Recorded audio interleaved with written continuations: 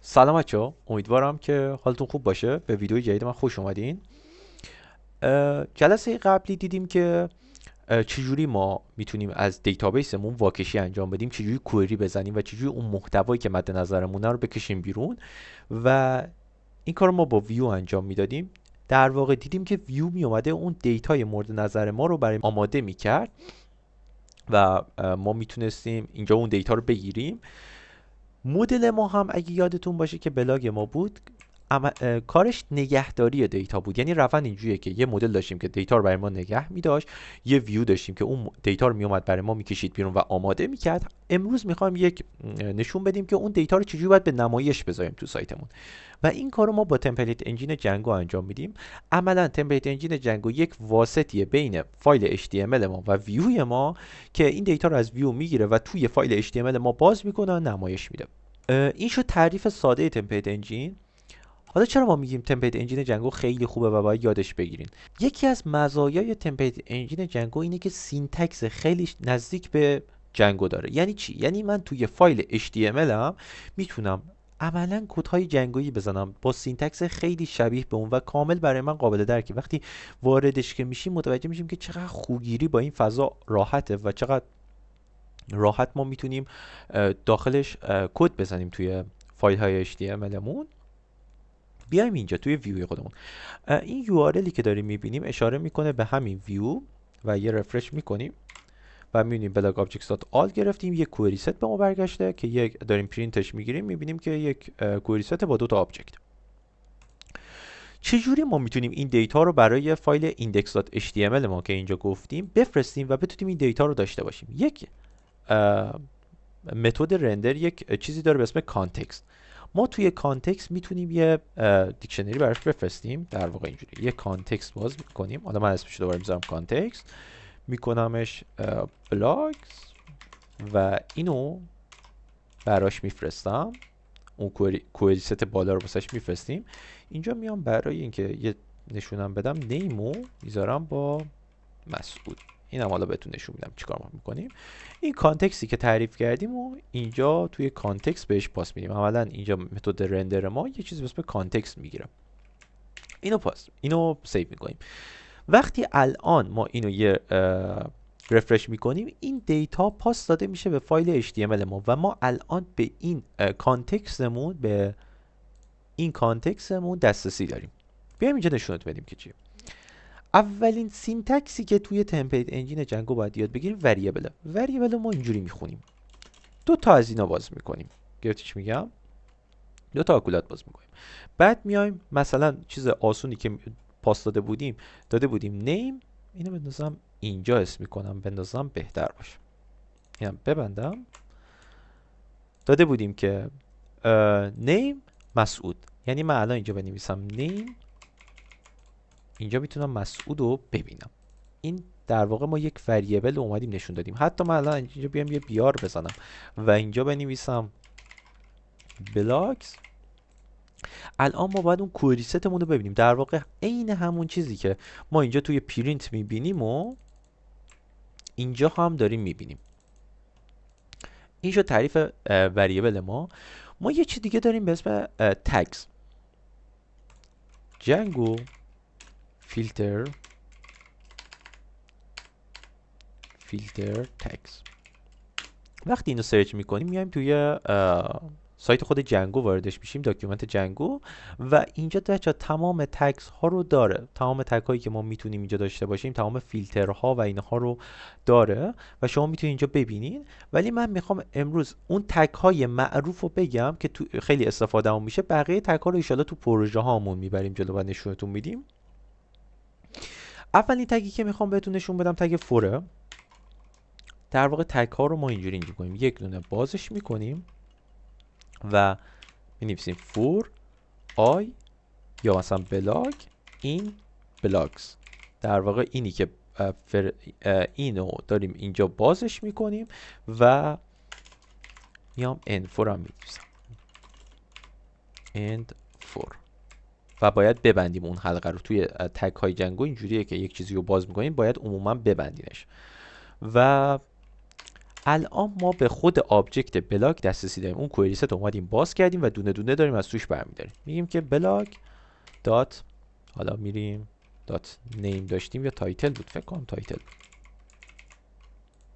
بلاک دات تایتل و داریم تست جنگو آرتیکل رو میبینیم. این دو تاه، بذار یه کار بکنم، کنار هم داره نشون میده، اینو کنار هم داره نشون میده. چیکار میکنم؟ میام اینجا یه بریک میذارم و الان به صورت اینجوری داره نشون میده. اولی تست، دومی جنگو. در واقع میتونیم اینجا بنویسیم تایتل مساوی بلاک دات تایتل، بعد یه بیار دیگه بنویسیم کانتنت مساویه با بلاک دات کانتنت. این مسعود که اولی بوده، اصلا نیمی بوده که وریبلی بوده که پاس دادیم بهش مستقیم.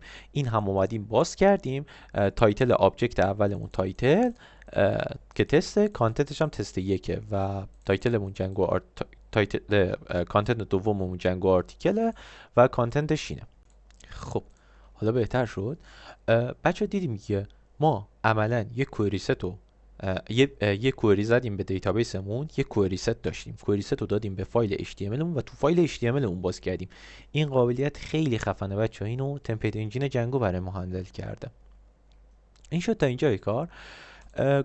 امروز قرار شده که ما تگ های معروف رو بیایم بهتون نمایش بدیم. تگ فور یه حالا سینتکس دیگه هم داره که الان نشونتون میدم.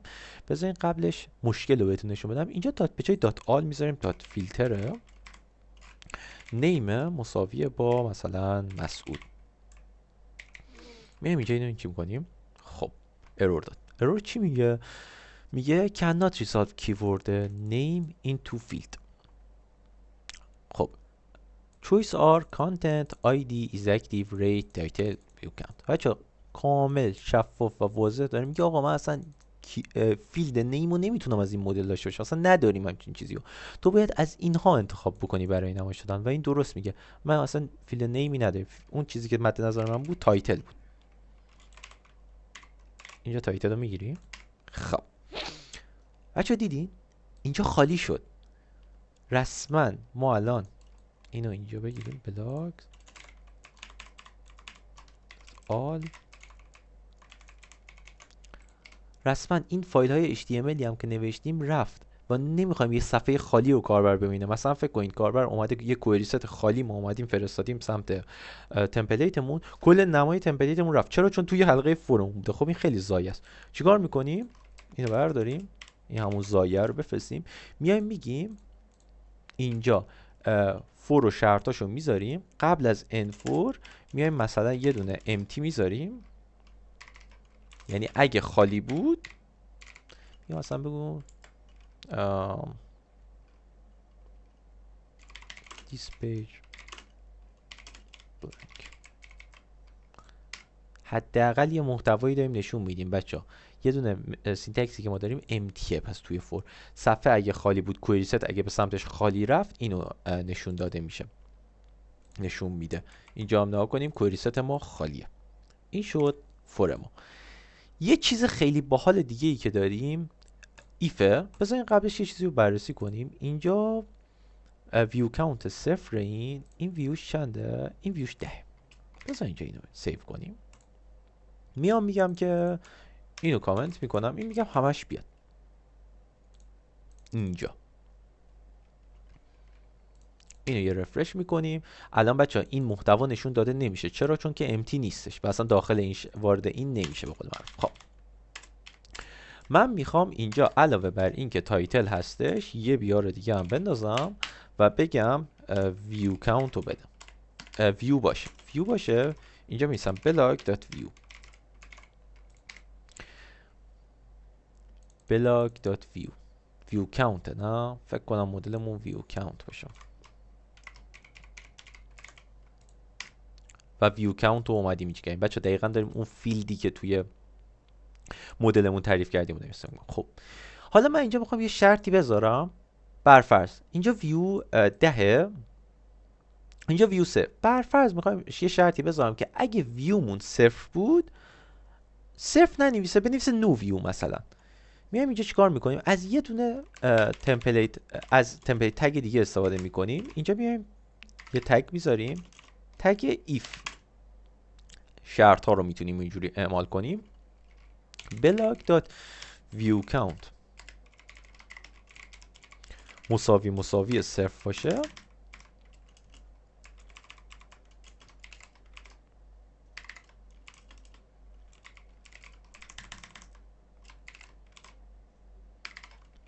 else and if. گفتم که view if block.viewCount مساوی صفر بود بنویسه no view، و اگه مساوی صفر نبود else بود بیاد view countش رو نشون بده. یعنی من عملا انتظار دارم این صفر بیاد no view بشه. اینجا شد no view، اینجا view رو نشون میده. این شد اولین شرط ما. بچه تو شرط ها حواستون باشه که اگه اینو بچسبونیم اینجا این باگ میده، اگه ما اینو بچسبونیم به اینجا این باگ میده، اگه اینو فکر کنم اگه این هم بچسبه به این هم باز باگ بده. نه این باگ نمیده بچه، به این حالا درصدا کاری نداره، ولی اینجا باید فاصله ها رعایت بشه بچه. دقیقاً با همین ساختار باید حواستون باشه به این قضیه. بچه ما شرط های زیادی میتونیم بررسی کنیم. مثلا چه میدونم بررسی کنیم که نیمش حتما مسعود باشه، یا اگه نیمش مثلا نال بود یه چیز دیگه ای نمایش بدیم، و کلی شرط های مختلف میتونیم داخلشون بنویسیم.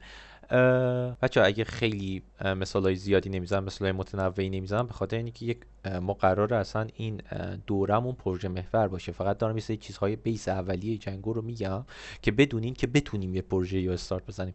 واسه همین خیلی سریع ازشون میگذریم و حتی شاید خیلی از تمپلیت تگای متفاوت دیگر هم نگیم. خب بچه یادم رفت در رابطه با این قضیه بگم. ببینید خب ما یه فوری داشتیم که اومدیم اون کوئری ست رو باز کردیم و دونه دونه آبجکت ها رو برداشتیم، یه ایف نوشتیم و اگه تعداد شرط هامون زیاد بود از الیف میتونیم استفاده کنیم. ایف، الیف، else and if. در واقع ما باید حتما یه تگی رو باز میکنیم ببندیم و اگه شرط های زیادی هم داشتیم میتونیم از الیف استفاده کنیم. این تا اینجا مشخصه. یه موضوعی بچه‌ها در رابطه با کامنت توی HTML اینجوریه، ولی ما اگه بیایم یه اینجوری کامنت بذاریم میبینیم که اعمال نمیشه و برای کامنت گذاشتن ما توی تمپلیت انجین جنگو خودمون یه دونه تگ داریم، تگ کامنت داریم و میایم اینجوری این کامنت و اینجا end کامنت میکنیم. گمش کردم.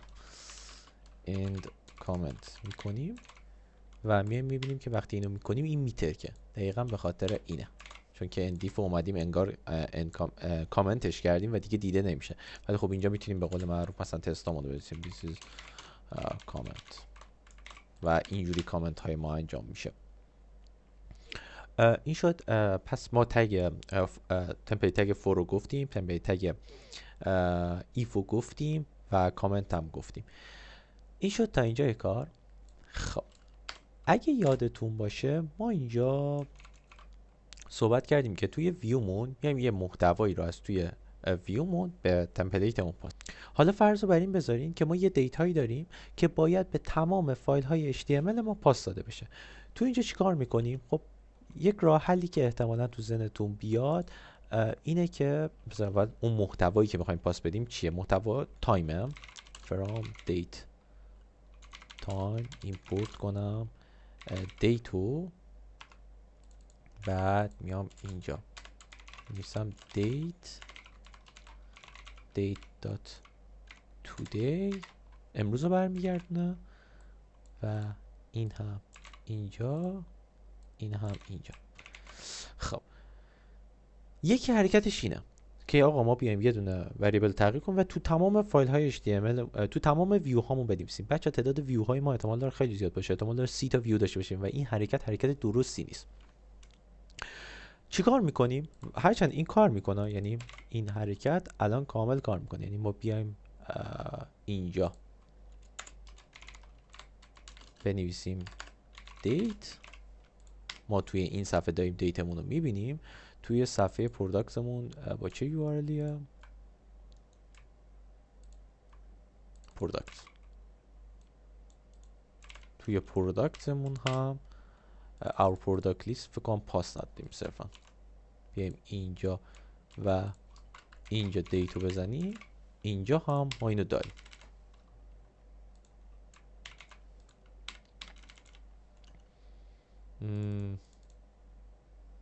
عجیبه. بریم ببینیم مرگش چیه. کنترل پی ویوز دیتا دیگه. آها، خود کانتکست رو پاس ندادیم. ناگهان کانتکست باید حتما پاس داده بشه و کانتکست رو پاس میدیم و از الان به بعد ما اینجا دیتو داریم. خب این حرکت درستی نیست، بخوایم همه ویو ها رو این حرکت رو انجام بدیم. یه حرکت چیکار میکنیم؟ از کانتکست پروسسور استفاده میکنیم. جنگو کانتکست پروسسور داکیومنتش اینجا هست، کامل میتونید بخونید، ولی خیلی تنظیم بهتون بگم، یک تنظیمی ست میکنیم که برای تمام تمپلیت های ما ارسال بشه. اونو چیکار میکنیم؟ میایم اینجا میذاریمش کانتکست processors.py و اینجا یه دف مثلا my data تعریف میکنیم و my data که request هم داره و میایم اینجا مینویسیم که return کنه مثلا date و import کنه date from date time import کنه date می‌نویسیم date.today. این تا اینجای کار. این my data رو داریم، میایم توی ستینگمون، میایم اینجا تمپلیت، تنظیمات تمپلیت، چون می‌خوایم برای تمام تمپلیت ها ارسال کنیم. میایم می‌نویسیم بلاگ اسم اپمون دات context processor، کپی میکنیم اسم فایلو context processors دات اسم پروسسورمون چیه؟ my data. خب الان ما بیایم توی ویومون اینو پاک کنیم، این هم پاک کنیم، ما بدون اینکه این متغیر پاس بدیم میتونیم اینجا داشته باشیم. چی میگه؟ بلاگ نو موژن نیم بلاگ ما زدیم توی اون ستینگمون و بلاگز میگه نتونستم اون ماژول رو پیدا کنم و میایم بلاگز رو میزنیم و الان میبینیم بدون اینکه ما این رو توی ویومون پاس بدیم رسما ما تو تمام تمپلیت ها میتونیم اون دیتو داشته باشیم و خب خیلی قشنگه. میتونیم یه جا تصمیم بگیریم که مثلا توی ایندکسمون، تو فایل اصلیمون index.html مون اصلا دیتو نشون ندیم، ولی خب واسه همه جا داره ارسال میشه و خب کانتکست پروسسور هم چیزیه که خیلی به کارمون میاد. خب یه تگ خیلی پرکاربرد دیگه ای که داریم توی تمپلیت انجین جنگو تگ اینکلوده. من اومدم توی گپ جی پی تی بهش گفتم که ببین میخوام یک دونه یه هدر برای من بسازی، یه هدر با HTML خام میخوام. یه هدر بزرگ زد، گنده زد، من نمیخواستم. گفتم که برای من ساده ترش کن، یه هدر ساده بدون CSS و همچین هدری زده. خب اینو ما میایم کپی میکنیم، یه فایل تمپلیت میسازیم، اسمشو میذاریم header.html. اینجا اینو کپی میکنیم. بچه فرض بر این باشه که ما یه کدی رو یه جا یه فایل HTMLی داریم، میخوایم اینو اضافه کنیم. در واقع ایمپورتی که ما توی پایتونمون انجام میدیم این در واقع همینه، اینکلود میکنیم، اضافه میکنیمش. چیکار میکنم؟ میام مینویسم که مثلا من میخوام اینجا اضافه بشم. در واقع بعد از این خط ها که اعمال شد اینجا بیا اضافه شه. اینجا یه دونه تمپلیت تگ باز میکنم، میزنم include، بعد میزنم header.html و از الان به بعد ما این هدر رو اینجا داریم. دقیقا اگه ما کنترل یو بزنیم، کنترل یو بچه کل سورس رو نشون میده، در واقع دقیقا چیزی که اعمال شده در نشون میده. نشون میده که این هد اعمال شده، لینک ریلیشن استایل شیت انجام شده، main.css اینجا میبینیم که انجام شده. دقیقا این هدر ما که اینجا کدشو زدیم اومده اینجا قرار گرفتین چی میگم؟ include header.html. در واقع ما با این میتونیم یه فایل HTML رو داخل یه فایل HTML دیگه ایمپورتش کنیم. این یکی دیگه از تگ های ماه. یه تگ پرکاربرد دیگه داریم که توی هدرمون دیدیم مثلا به کانتکت، اباوت اینا اشاره میکنه و این در واقع داره URL میده. اگه با HTML آشنا باشین href میدونین که داره لینک میکنه به قول معروف. میایم اینجا، ما الان اگه بیایم اینجا بنویسیم پروداکت و همچین چیزی باشه، این هم بذاریم محصولات ما و بیایم روی محصولات ما کلیک کنیم، ما رو میبره بلاکس. این باید بلاکس پروداکت باشه، ما رو میبره. ای بابا اینا رفرش کنیم، ما رو میبره توی این صفحه. ولی این کار درستی نیست. یکی از تگ هایی که استفاده می‌کنیم تگ URL. میایم چیکار میکنیم؟ اینو پاک میکنیم، می‌نویسیم تگ URL، تگ اضافه میکنیم، میایم می‌نویسیم URL، بعد میایم اسم اپو میدیم بلاکس، بعد اسم اون URL رو میدیم. بچه ما تا الان برای پس هامون اسم نمیذاشتیم، ولی یه کار درستی که همیشه باید بذارین اینه که اینجا اسم بذارین. نیم پروداکت میدیم به این و اپ نیم بلاکس. بچه این اپ نیم رو میدیم بلاکس که در واقع همونی بوده که اول دادیم، تو پارامتر اول دادیم، و پروداکت در واقع همون اسمیه که ما برای این پسمون گذاشتیم و از اون موقع به بعد ما به صورت داینامیک اینجا اینو داریم و میتونیم روی این راحت بریم روی این صفحه. این فایدهش چیه؟ الان ما اگه بیایم اینجا با همین ساختار قبلیمون بذاریم، اگه فردا پس فردا من بیام اینجا این توی URLs این URL خودم پروداکت رو بکنم، چه میدونم ورژن 1 پروداکت، اینجا این دیگه اینو نمیشناسه. اینجا چه اتفاقی میفته؟ اگه ما فردا بس فردا اصلا بخوایم این URL که مال این ویو رو عوض بکنیم، بر فرض بکنیمش ورژن 1 پروداکت، ما باید بیایم تک تک فایل های HTML رو دونه بدونه دست بزنیم و اینو بکنیم ورژن 1 پروداکت و اینی که بوده رو باید عوض بکنیم. چرا؟ چون که این تغییر نمیکنه، این داره به اونجا اشاره میکنه و اصلا داره به یک پیجی میزنه که دیگه الان وجود نداره و پیج نات فاونده. ولی اگه ما بیایم با همین ساختاری که حالا بهتون گفتیم بدیم، این خودش به صورت اتومات بعد تغییر کردن اینو عوض میکنه. حالا مثلا الان ورژن 1 اینجا بکنیمش ورژن 2، یه رفرش بکنیم الان ورژن 2 پروداکت و عملا ما باگی نمیگیریم از این لحاظ. و خیلی مهمه که از این استفاده کنیم بچه، فایل هایی که مسیرها رو به صورت استاتیک ندیم. ما توی تمپلیت انجین جنگو یه ابزار دیگه داریم که جزو ابزارهای پرکاربرد ما به حساب میاد و از اهمیت زیادی برخورداره که بهش میگن فیلتر. فیلترها رو ما به صورت یک وریبل میذاریم، یه پایپلاین میذاریم و اون فیلتر رو اعمال میکنیم. یعنی عملا وقتی ما میخوایم الان بریم با یه فیلترش آشنا بشیم، بلاگ دات تایتل. خب این بلاگ دات تایتل داره اینجا نمایش داده میشه، این تایتله و تایتل ها اینجا داره نمایش داده میشه. من مثلا میخوام با اولین فیلتر رو اعمال کنم، اولین فیلتر رو میخوام آپر بذارم. چیکار میکنه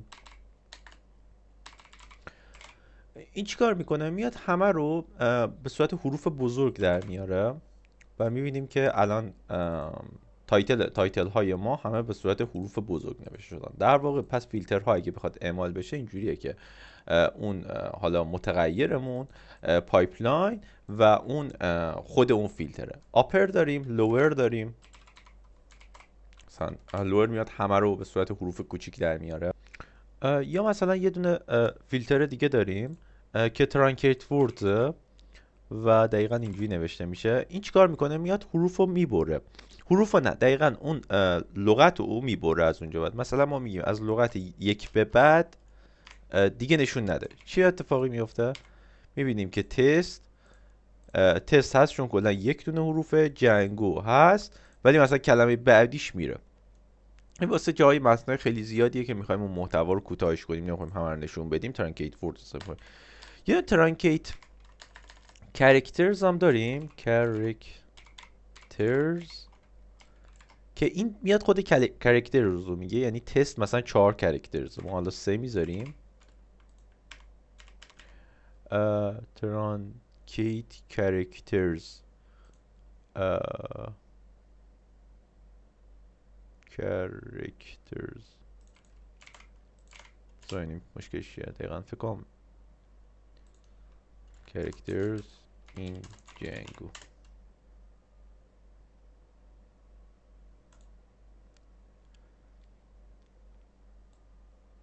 اینه ترانکیت چرز اصلا characters نیست و میبینیم که دوتاه گرفتیم بچه ها اومده دو حرف اول و دو تا حرف اول رو اومده گرفت بعد تا دو حروف اول رو اجازه میده سومی رو دیگه برمی‌داره بچه ها این حالا فیلترهایی که بهتون نشون دادیم فیلترهای آماده خود جنگوه فیلترهای خوبیه کاربردیه خیلی جا استفاده میشه ولی مهمترین فیلترهایی که خودمون به صورت کاستوم می‌نویسیم و برای رفع نیازمندی خودمون اونها رو کدش رو نوشتیم بریم من حالا تو ذهنم نبود که چه فیلتری الان بنویسم ولی از گپچپ پرسیدم گفتم آقا یه نمونه تمپلیت فیلتر رو بهمون بده و اومده چقدر قشنگ گفته فرض رو بر این بگیریم که ما یه متنی داریم یه بلاگی داریم که یه کانتنت خیلی عظیمی داره میخوایم حدس بزنیم که چه مقدار تایم نیازه که اون محتوا خونده بشه فرض رو بر این میگیریم که هر 200 کلمه میخواد 1 دقیقه از ما زمان ببره و ما اون موقع میایم چیکار میکنیم زمان تقریبی مطالعه رو می نویسیم post.content read time در واقع اومدیم محتوای کانتنت رو پاس دادیم به و اینجا اومدیم لود کردیم کاستوم فیلترز رو خب کاستوم فیلترز ما چیه توی فایل اپمون یعنی توی فایل بلاگزمون یه دونه تمپلیت تگز میسازیم یه دایرکتوری تمپلیت تگز میسازیم و میایم کاستوم فیلترزی که حالا اون فایلی که لودش کردیم اونجا میذاریم بیا بریم اینجا بهتون نشون بدم ما میایم اینجا اینو میکنیمش template tags اینجا میذاریم custom اصلا هرچی my filters یعنی خیلی محدود نیستیم سر این قسمت بعد اینو میگم این اومدم اینجا گفتم مینیمم تایمی که تو باید در نظر بگیری برای خوندن این 1 دقیقه است اگه کمتر از 200 لغت بود 1 دقیقه در نظر بگیر اگه 200 سرعت کرد بیشتر از 1 دقیقه در نظر بگیر خب ما الان اینجا عملا همشون 1 دقیقه ماکسیموم میایم اینو برمیداریم اینجا میام کانتنت رو اضافه میکنم اول از همه میگم که blog.content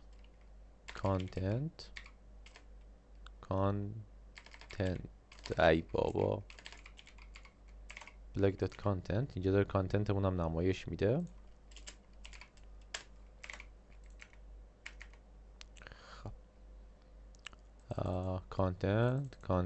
کانتنت خب میام اینجا رید تایم رو در نظر میگیرم بیار و میگم که بلاگ دات کانتنت رو پاس میدم به my filters و بالا باید بیام اینو لود بکنم load my filters البته نمیدونم باید توی استرینگ میذاشتم نه نیاز نیست load my filters و الان به ما This register library must be one of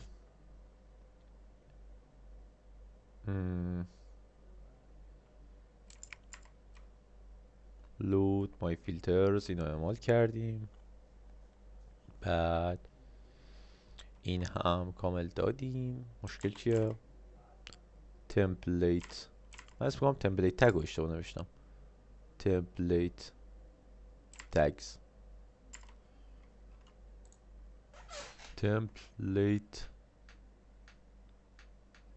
درسته اینا بذار این رو بدیم به چت جی پی تی بگیم مشکل چیه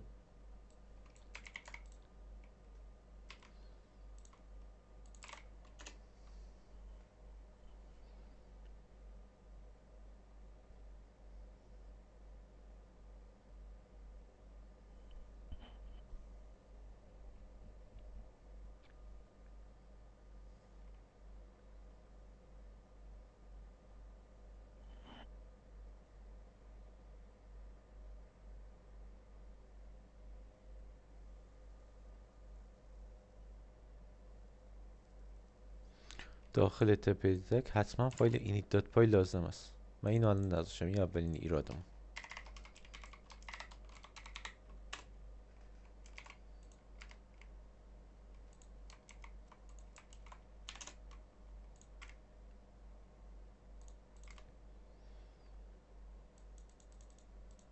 invalid my filters. حالا بهتر شد.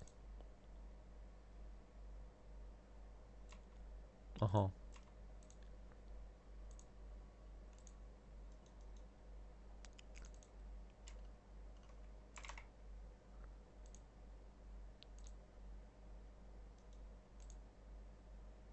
آره دیگه، اسم فیلترمون رید تایمه. من اینجا اومدم چی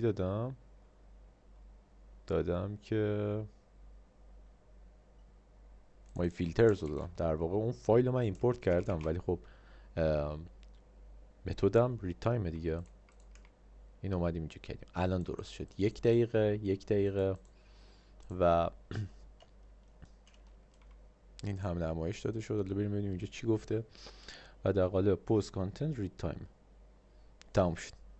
پس دو تا ایراد داشتیم ما. اول از همه این که فایل اینیتو نذاشته بودیم داخلش، و مورد بعدی که اصلا اومدیم فایل رو ایمپورت کردیم، بعد فایل ایمپورت شده رو اومدیم دادیم به خود به عنوان فیلترمون دادیم، در صورتی که اسم فیلتر ما اصلا رید تایم بوده.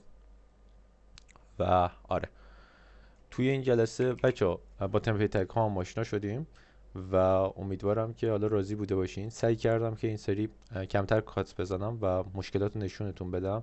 از این به بعد قراره که توی پروژه وقتی کار میکنیم کمتر کات بخوره اگه باگی اروری میگیریم، و ببینیم حل کردن یک مشکل چی جوریه. دمتون گرم، مرسی.